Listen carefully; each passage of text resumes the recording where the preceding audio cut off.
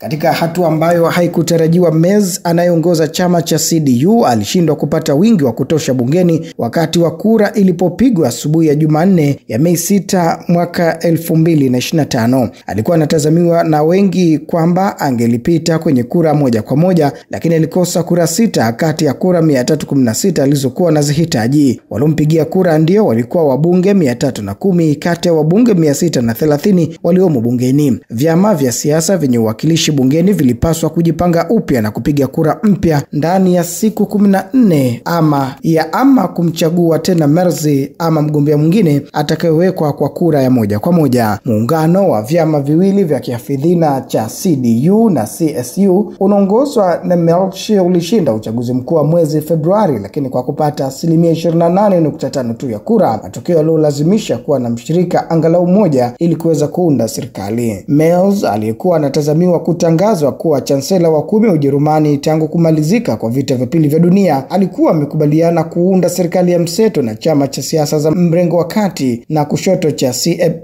SPD ambacho kilipata 16.4% tu ya kura, yakiwa ni matokeo mabaya kabisa kwa chama hicho. Chama cha siasa kali za mrengo wa kulia AfD ambacho ndicho kilichoshika nafasi ya pili kwenye uchaguzi mkuu wa mwezi Februari kwa kupata takriban 21%, kilifurahia matokeo hayo yaliyombwaga chini Merz, kikisema kiongozi huyo amelipwa kwa makosa yake ya kisiasa. Kiongozi mwenza wa AfD Alice Weidel aliandika kupitia ukurasa wa kijamii wa X kwamba matokeo ya leo yameonyesha jinsi mseto wa CDU, CSU na SPD ulivyojengwa juu ya misingi dhaifu. Katibu mkuu wa chama cha AfD bungeni Bernard Baum ametuma ujumbe wa video kwenye mtandao wa X akisema Merz amejeruhiwa mwanzoni kabisa mwa safari yake. Amelipia gharama kutokana na uongo wake kuelekea uchaguzi kwa udanganyifu mkubwa wa uchaguzi huu ambao haujawahi kushuhudiwa hapo kabla, aliandika Baum. Gazeti la Frankfurt Allgemeine liliripoti kwamba kura nyingine bungeni haikuwezekana kupigwa siku ya Jumanne, huku chama cha AfD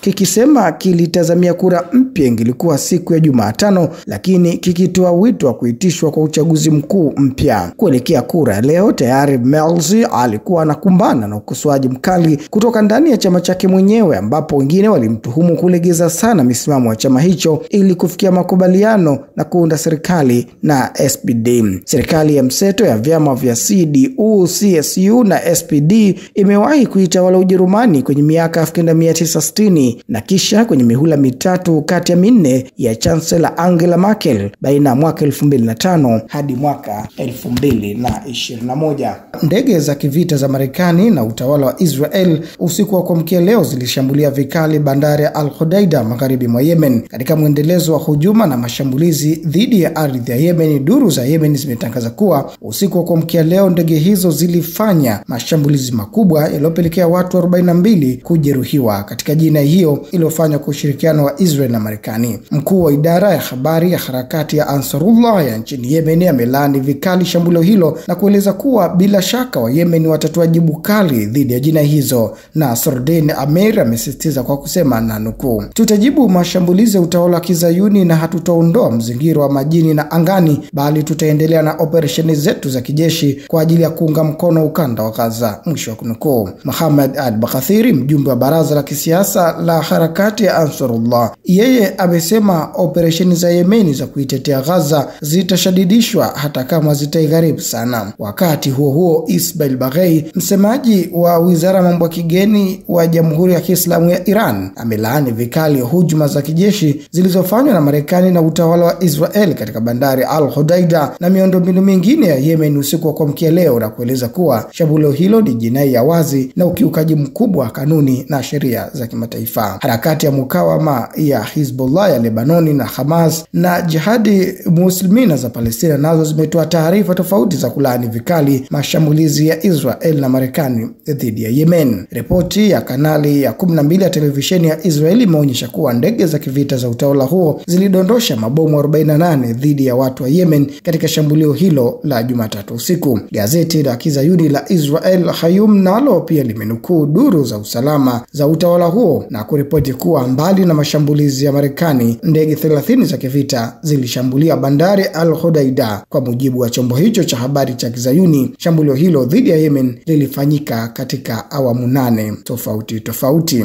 Na tukiendelea kusalia hapo Mashariki ya Kati, tuelekee kule nchini Israeli ambapo wakati jeshi la utawala wa Kizayuni wa Israeli likikaribia kusambaratika kutokana na uhaba wa wafanyakazi, wimbi la wanajeshi wa Israeli wanaokwepa kuhudumu jeshini nalo linazidi kuongezeka, hususan kutokana na hofu ya kutumwa kwenye kinamasi cha Gaza. Shirika la habari la Fars limenukuu taarifa kanali ya 7 televisheni ya Israel ikifichua hayo leo Jumanne kwamba tangu mwanzoni mwa mwaka huu wanajeshi 340 wa Israel wamekamatwa katika uwanja wa ndege wa kimataifa wa Ben Gurion wakitoroka na kuelekea nje ya ardhi ya Israel. Kwa mujibu wa ripoti hiyo, 70 kati ya wanajeshi wa Israel waliotiwa mbaroni walijaribu kutoroka walipokuwa wakihudumu katika jeshi la Israel, na wengi wao walikuwa ni kutoka kwa harakati ya Orthodox maarufu kwa jina la Haredim. Duru hizo za Israeli hazikufichua utambulisho wa wafungwa wengine, lakini zimeeleza kuwa jeshi la Israeli linapanga kutekeleza mpango uitwao Mercy of Descent from Service kwa muda wiki moja ili kuhakikisha wanajeshi wote waliotoroka wanarejea jeshini au wanapewa adhabu kali jela. Duru hizo zimeripoti kuwa mpango huo kwa sasa unajadiliwa kati ya maafisa wa jeshi na unatarajiwa kuanza kutekelezwa hivi karibuni.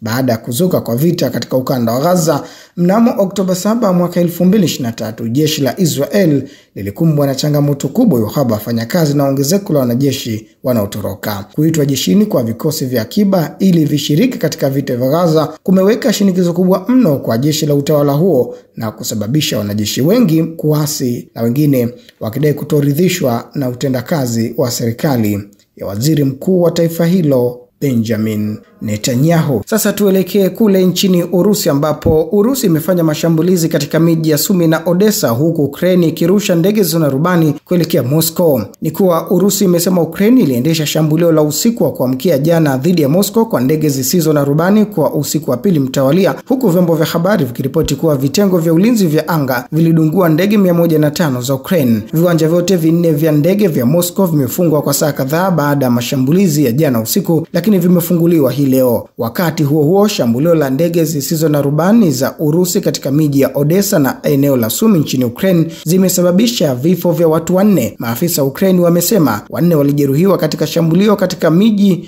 mji wa mashariki wa Kharkiv. Huku mashambulizi angani yakiendelea, mapigano yanaendelea huko Kushki, eneo la Urusi ambalo Ukraine ilifanya mashambulizi ya kushtukiza mwaka jana. Wiki iliyopita jeshi la Urusi lilidai kuwa limepata tena udhibiti kamili wa Kushki, lakini Ukraine imekanusha hilo ikishikilia kuwa bado ina jeshi lake katika eneo hilo. Haya yote yanajiri kabla ya usitishaji wa vita wa siku 3 uliotangazwa kwa upande mmoja na Urusi mwezi uliopita. Siku ya Ijumaa Urusi inatazamiwa kusherehekea gwaridi la kijeshi la siku ya ushindi la kila mwaka huko bustani ya Red Square. Mwaka huu ni sawa na usitishaji mapigano nchini Ukraine uliotangazwa kwa upande mmoja na Urusi mwezi uliopita. Sherehe hiyo inaashiria ushindi dhidi ya Ujerumani ya Unazi wa mwaka 1945 na kumalizika kwa vita vya dunia vya pili huko Ulaya. Umoja wa Sovieti ulipoteza takriban raia wake milioni 27 wakati wa vita hivyo, zaidi ya nchi nyingine yoyote katika vita hivyo. Kutokana na hali hiyo, rais wa Urusi Vladimir Putin ametumia umuhimu wa kitaifa siku hiyo kukuza wazo la ushindi wa kishujaa dhidi ya fashisti kwa kuonyesha nguvu za kijeshi na vifaa vya Urusi. Mwaka jana mhariri wa Urusi Steve Rosenberg alidai kwamba gwaride la kijeshi la kila mwaka la Red Square lilihisi tofauti wakati wa vita nchini Ukraine. Tunaadhimisha siku ya ushindi wakati ambapo tunatekeleza operation maalum ya kijeshi, Rais Vladimir Putin alisema katika hotuba yake, na kuongeza, wale wanaoshiriki kwenye mstari wa mbele ni mashujaa wetu, alisema rais huyo. Na tukamilishe rubaa za kimataifa kwa kuelekea kule nchini Sudani na baadaye kupeleka kule Marekani. Ni kuwa mashambulizi ya ndege zisizo na rubani yamepiga kituo kikubwa cha umeme katika mji wa Port Sudan nchini Sudan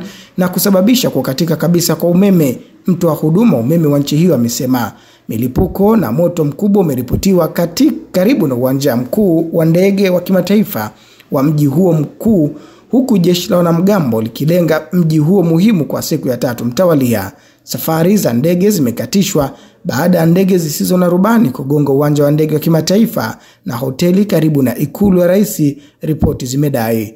Moshi mnene mweusi ungeweza kuonekana alfajiri kwenye anga la jiji ambalo hapo awali lilikuwa salama na maelfu ya watu wakikimbilia vita vya wenyewe kwa wenyewe vilivyodumu kwa miaka miwili wakitafuta hifadhi. Lakini siku ya Jumanne kampuni ya umeme ya Sudan ilisema inatathmini uharibifu kwenye kituo chake ambacho kimetatiza usambazaji wa maji, afya na huduma nyingine.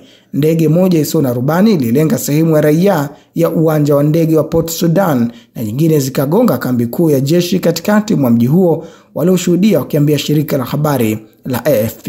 Na tuhitimishe taarifa zetu kwa kuelekea kule nchini Marekani, ambapo serikali ya Marekani inawapa wahamiaji ambao wako nchini humo kinyume cha sheria kiasi cha dola 1000 sawa na euro 751 na kulipa usafiri ikiwa wataamua kuondoka Marekani. Kujiondoa mwenyewe ni njia bora zaidi, salama na gharama nafuu ya kuondoka Marekani ili kuepuka kukamatwa, waziri wa usalama wa ndani Chris Noem alisema katika tangazo la Jumatatu. Wale ambao watapokea ofa hiyo wanaweza siku moja kupewa njia ya kisheria kurejea Marekani, Trump aliambia waandishi wa habari siku hiyo hiyo. Tangu arejea madarakani mwezi Januari, Rais Trump alianzisha msako mkali dhidi ya wahamiaji haramu, wakati fulani akitegemea mbinu zenye utata kama vile kupitishwa kwa sheria karne nyingi za wakati wa vita.